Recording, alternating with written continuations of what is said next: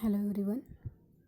Last time we have started a new chapter, is chemical thermodynamics. Okay, and we have seen some basic terms in chemical thermodynamics. Okay, now we are going to see few more terms which are important in chemical thermodynamics. Okay, yesterday we have seen definition of thermodynamics, then what is a system, what is surrounding, then we have seen extensive property and intensive properties. Okay, now we are going to see today state functions. Okay, now state functions means the properties which depends on state of system and independent of a path followed to attain it. Such properties are called as state functions. Okay, now see, considered we have to go from one place to another place. Okay, just consider if now you are here, okay, and you have to go here. Okay, so you can go straight like this also, you can go like this also, and you can go like this also. Okay, that means it is depends on which path you are going to follow. Okay, so now on this path the functions or the properties which are depends on only the state and not the path followed by a system. Okay, so such property are called as state functions. Okay, that means the properties only depend on the state, now here and here. Okay, they are independent on the path followed by the system, and such properties are called as state functions. Okay, and simultaneously just remember what are the path functions. Okay, now state functions and path functions. Now the state functions are depends on the state of the system and independent on the path followed by the system to attain the state. Okay, and what is the path function? The properties which depends on the path followed by system, such functions are called as state functions. Okay, now we'll see neatly. Now see, if we have considered one gas chamber. Okay, now here we have considered one gas chamber. Okay, chamber is filled with gas of pressure. Now the pressure inside the chamber is 1 bar. Okay, then volume is 1 decimeter cube, temperature is 300 Kelvin, and the number of moles of gas, if we considered it as a n, or the amount of gas is considered as a. Okay, now see, if we changed variables or if we applied pressure on this chamber. Okay, that means if we increased a pressure on this chamber by piston. Okay, if we consider this piston and the pressure is by the piston on the gas. Okay, that means the pressure is increased. Okay, and as the pressure increases, volume of the gas will decrease. Volume of gas will decrease. That means it will compress. Okay, the temperature will be one and the same, and the number of moles will be one and the same. Okay, so that is if we change a variables. Okay, to come to pressure P2, volume V2, and temperature T2 and N2. Okay, now it is independent on the path followed by the system. Okay, it is depend only on the state. Now the initial pressure is different, final pressure is different. Initial volume is different, final volume is different at constant temperature and amount of substance, and such functions are called as state functions. Okay, and what are the examples of state functions? Mass. Okay, mass. Then here all terms, that means pressure, volume, temperature, then amount of substance, that is n, amount of substance, that is n, or n can be considered as a mass also. Okay, then energy, then we can say density, Then we can say gives free energy, gives free energy. Now these are the new terms: enthalpy, entropy, gives free energy. These are the new terms we will see in next of the lesson, or in next part of this chapter. Okay, so these are the state functions. Which are the state functions? You have to remember: mass, pressure, temperature, volume, then density, then enthalpy, entropy, energy, Gibbs free energy, and also chemical composition is also example of state function. Chemical composition, chemical composition, it is also an example of state function. Okay, now we'll see the next term is path function. Now just opposite to state function, the properties which depends on the path followed by functions are called, followed by the system, are called as path functions. Okay, and the examples of the path functions are work and heat. Examples of the path functions are work and heat. Work is denoted by W and heat is denoted by Q. So remember once again, state function and path function. State functions, the properties which are depends on the state and not the path followed by the system to attain the new state or final state. Such functions are called as state functions, while the functions or the properties which independent on the state or which depends on the path followed by the system to attain the final state, such functions are called as path functions. What are the examples of state functions? Mass, pressure, temperature, volume, energy, Gibbs free energy, enthalpy, entropy, chemical composition. These are the examples of state functions, while work and heat are the examples of path functions. Okay, now one new term we have to see, that is the thermodynamic equilibrium. We have seen chemical equilibrium. Now we one new term we have to see here, and that term is thermodynamic equilibrium. Okay, just consider one system or one container which contains chemicals. Okay, if we applied pressure on it, if we applied pressure on it, okay, then if we consider the initial pressure, or if we moved piston up and down, okay, now as if the piston is initially motionless, okay, or it is a rigid or constant one, that is motionless piston. Okay, when the piston is motionless, then the pressure will be P1, volume will be V1, temperature will be T1, that means at constant temperature or room temperature. Okay, and number of moles or the amount of substance. Okay, now at that particular condition we can say this system is in thermodynamic equilibrium. Okay, and when we moved this piston, then it will comes, or the pressure will become P2, volume will become V2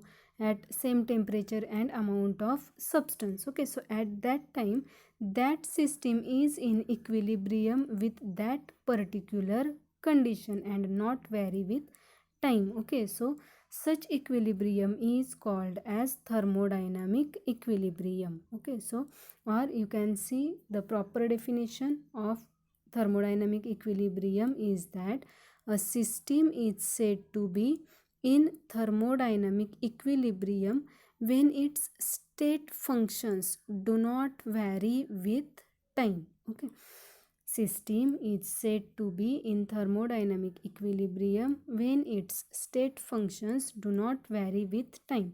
And we have seen state functions like mass, pressure, temperature, volume, then density, energy, then Gibbs free energy, Gibbs free energy, then enthalpy, entropy, then chemical composition. Okay, these are the stable one. Okay, and they do not vary with time, and such a system is said to be in thermodynamic equilibrium. Okay, now the thermodynamics considered here as limited to equilibrium states. Okay, now see new point of this lesson, process and its types. Okay, process and its types. Okay, now what is a process? Now the process is a transformation from one equilibrium state to another is called as process. Okay, now what is a process? A transition from one equilibrium state to another equilibrium state is called as process. Okay, what is a process? A transition from one equilibrium state to another is called as process. Okay, now we'll see after this types of processes. Now which are the types of processes? First one is isothermal process, second isobaric process, third isochoric process, fourth adiabatic process, and fifth one is reversible process. Okay, so which process we have seen?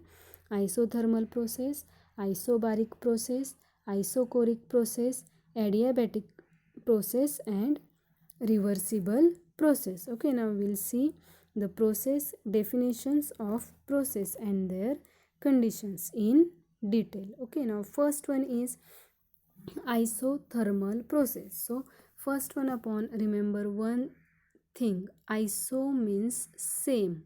Iso means same. Okay, or we can consider it as a constant. Iso means same or constant. Isothermal means if the process in which a temperature is constant, such process is called as isothermal process. Okay, the process in which temperature of the system remains constant throughout the transformation, such system is called as an isothermal process. That means if the T1 and T2 are same, that means initial temperature and final temperature is same, then the difference in temperature T2 minus T1 is 0, and T2 minus T1 or change in temperature is denoted by delta T. Therefore delta T is equal to 0, and internal energy of any system is depends on temperature, and therefore at the same temperature energy or internal energy is also same, and therefore a change in internal energy is also constant. Okay, so what is a isothermal process?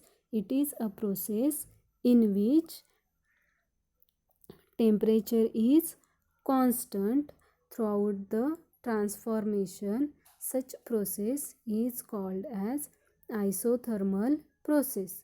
Here T1 is equal to T2, that is T2 minus T1 is equal to 0, or we can say delta T is equal to 0, and therefore as the internal energy is denoted by U, and the change in internal energy is delta U, and therefore the change in internal energy is also 0.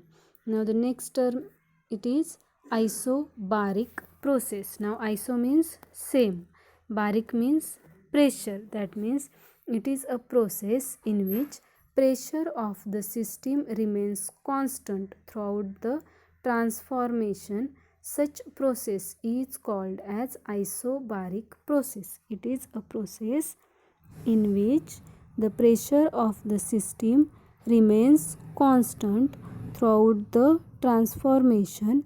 Such a system is called as isobaric process. Okay, and therefore delta P, that means change in pressure.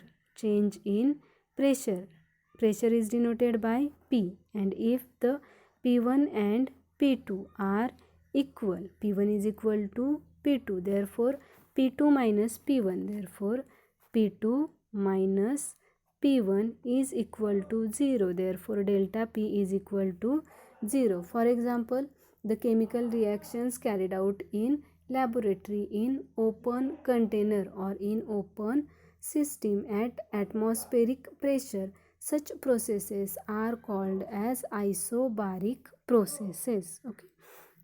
Now the next one, it is isochoric process. Now it is a process in which volume of the system remains constant throughout the transformation. Such a system is called as isochoric system. Okay.